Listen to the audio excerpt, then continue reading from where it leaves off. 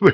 Alors, est-ce que vous partagez l'horreur craintive de M. Couillard? Ben écoutez, il y a pour tout politicien, M. Couillard est actuellement en campagne, donc il y a des effets rhétoriques qui sont peut-être un peu plus dramatiques que ce que la réalité exige. Je dois dire que je ne suis pas aussi optimiste que l'est M. Landry, en tout respect, quant au caractère porteur de cette charte.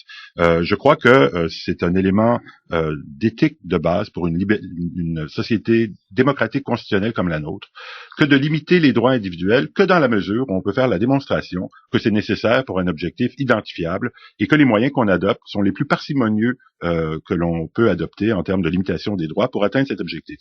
Je veux faire le contraste avec la loi 101. Il me semble que c'est une désanalogie plutôt qu'une analogie. Je me souviens très bien de la loi 101. J'avais 17 ans, j'étais passionné par ces questions-là. Écoutez, le gouvernement de l'époque, comme M. Landry est bien placé pour le savoir, déposait étude sur étude. Les chiffres étaient là. Le danger pour la langue française était quantifiable. Ce n'était pas une impression, ce n'était pas un malaise. Il y avait des chiffres. Puisque vous en parlez, vous mentionnez mon nom, on a traité Camille Lorrain de nazi. C'est vrai, et on avait... Pierre Elliott Trudeau, le père du multiculturalisme, a dit que c'était une loi de fou. Est-ce que je peux terminer? Alors moi, je lui ai dit, à mon ancien professeur Trudeau, c'est un psychiatre qui la présente. Est-ce que je peux... Oui, allez-y.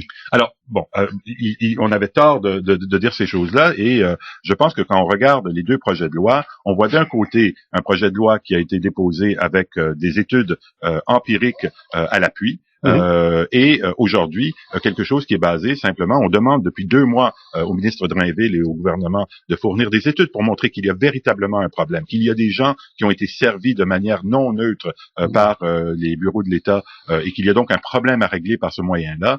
Tout ce que l'on a, ce sont des impressions, un malaise, et on ne limite pas les droits individuels sur la base de sentiments de malaise. Alors je crois que pour ce qui est de l'opportunité et le caractère rassembleur de cette charte, je ne la vois pas franchement. Et je dirais que la charte qui a été déposée est encore pire que ce que nous avons vu avec le projet de... En quoi? Je vous donnerai 2-3 exemples. Oui. Le premier, l'extension de l'obligation de ne pas porter de signes religieux ostensibles s'étend potentiellement jusqu'à des entreprises privées qui ont des contrats avec des bureaux, avec des offices du gouvernement. Ouais. Donc, par exemple, vous êtes un traiteur cachère qui livre des aliments cachères dans une école. Ouais. C'est noir sur blanc, monsieur. Ouais, c'est noir sur blanc. Est-ce que c'est aussi clair que ça? Moi, ce que j'ai compris, c'est par exemple un bureau privé qui représente la SAQ, ça se fait maintenant. Il ne pourrait pas avoir des commis à l'accueil qui lorsque ne les pas circonstances le justifient, notamment en raison de la durée du contrat ou de l'entente, de sa nature ou des lieux de son exécution, un organisme public peut exiger de toute personne ou société avec laquelle il conclut un contrat de service ou une entente de subvention de respecter un ou plusieurs des devoirs et obligations prévues au chapitre 2 et 3. Il y a beaucoup de conditions. On va donc beaucoup plus loin. La circonstance le justifie. On va beaucoup plus loin que ce qui était prévu dans la mouture originale. Deuxièmement, on va chercher la nourriture cachère et halal dans les assiettes des enfants des garderies du Québec. Et ça, je trouve ça vraiment, c'est de la petite politique. Je vois pas à quel endroit c'est clair ça. Écoutez, qu'une activité ou une pratique répétée qui tire son origine d'un précepte religieux, notamment en matière alimentaire, ne peut être autorisée si elle a pour but, par des propos ou des gestes, d'amener l'enfant à faire l'apprentissage de ce précepte. Bon, ça peut être interprété de toutes sortes de manières, Monsieur Lacombe.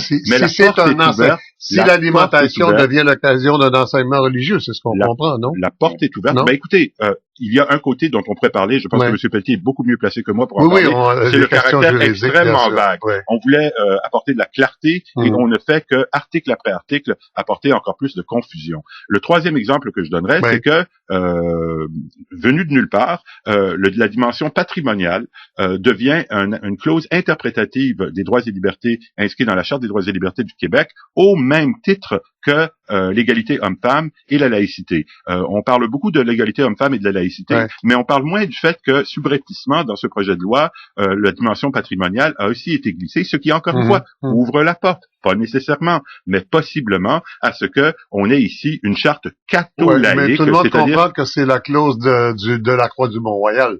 Tout le monde comprend, Monsieur Lacombe. Les juristes ne rentrent pas dans la tête du législateur. Ils ont un texte devant les yeux. C'est une bonne question pour Benoît Pelletier. Et l'interprétation me semble possiblement inclure le fait que, par exemple, on traite très différemment les croix qui pendent au cou des fonctionnaires catholiques et les autres signes religieux des autres religions, ce qui confirme les craintes de gens comme moi qui ont dit que depuis le début, on a ici un document et un projet qui est catho-laïque plutôt que laïque. Vous n'êtes pas rassuré par la précision, là, marquant ostensiblement par son caractère démonstratif, visiblement, c'est pas une bague ou un symbole, un croissant dans le cou ou quelque chose comme ça, là, c'est clair. Ben, écoutez, il se trouve que, comme par hasard, les religions qui ont des signes qui sont un peu plus voyants en termes de taille sont les religions qui font l'objet des controverses. On parle des Juifs, on parle des Sikhs et on parle surtout, M. Parizeau l'a bien dit, on ne serait pas là en train de faire toute cette discussion s'il n'y avait pas le hijab. Et donc, c'est comme un hasard que le critère qu'on choisit met d'un côté les symboles de la religion majoritaire et de l'autre les symboles des minorités. C'est un document qui a énormément de relents catho-laïques plutôt que clairement laïque. Louise Baudouin, avec qui je discutais l'autre jour, me disait que elle, ostensiblement, la petite exception faite pour les symboles religieux catholiques, elle ôterait ça. C'est une position cohérente que je ne partage pas, mais elle a la vertu d'être cohérente. Ce document n'a rien de cela. Alors, on va aller à notre juriste, puisqu'on a déjà évoqué votre nom souvent. Vous n'avez pas vu cette ouverture-là du ministre? Si, je l'ai entendu comme tout le monde. Et effectivement, je crois qu'il y aura des compromis. Je suis tout à fait d'accord avec M. Landry pour dire que quand on met dans le même panier, mais je crois que sont mis dans le même panier beaucoup de gens qui n'ont pas d'affaires dans le même panier dans le projet de loi actuel. Et si on va vers un assouplissement qui dirait que, écoutez, vous faire servir par quelqu'un qui porte une kippa lorsque vous allez à la Société des alcools, ça ne va pas faire de vous, là, vous n'allez pas subir une pression prosélytique problématique, on va dans le bon sens. Mais moi, je répète la même question. Mais si on prend cet argument-là, c'est le contraire pour les enseignants. Je répète la même question. Je voudrais qu'on nous montre des études. On est dans une société on fait un procès des conservateurs à Ottawa qui ont mis au banc les rapports des scientifiques qui passent des lois qui font entièrement abstraction des rapports des scientifiques sur des questions, par exemple, de piquerie légale en Colombie-Britannique. On dit, la Cour suprême a dit, écoutez, les Canadiens ont le droit d'être servis par leurs gouvernants par des lois qui sont basées sur des études, pas juste sur des impressions, pas juste sur des sentiments de malaise. Alors moi, je voudrais qu'on me montre des études qui montrent que l'effet prosélytique allégué par le gouvernement se manifeste véritablement lorsque un enseignant porte un voile. Écoutez, je vais vous donner un exemple. Moi, ma fille fréquente une école publique francophone à Montréal, et lorsque je parlais de cette question avec ma conjointe, ma fille qui a 9 ans et qui est assez allumée, qui a une femme qui fait le déjeuner là à l'école, qui porte un voile, m'a regardé avec des grands yeux et m'a dit « Ah, c'est pour ça qu'elle porte le voile ?» Elle avait aucune idée que la raison pour laquelle cette dame portait un voile, c'est pour des motifs religieux. Alors pour l'effet prosélytique, on repassera. Donc je voudrais qu'on montre des études. Je suis prêt à les regarder. Vous savez, je suis quelqu'un pour qui l'empirique a de l'importance. Sur cette question-là, Benoît Pelletier,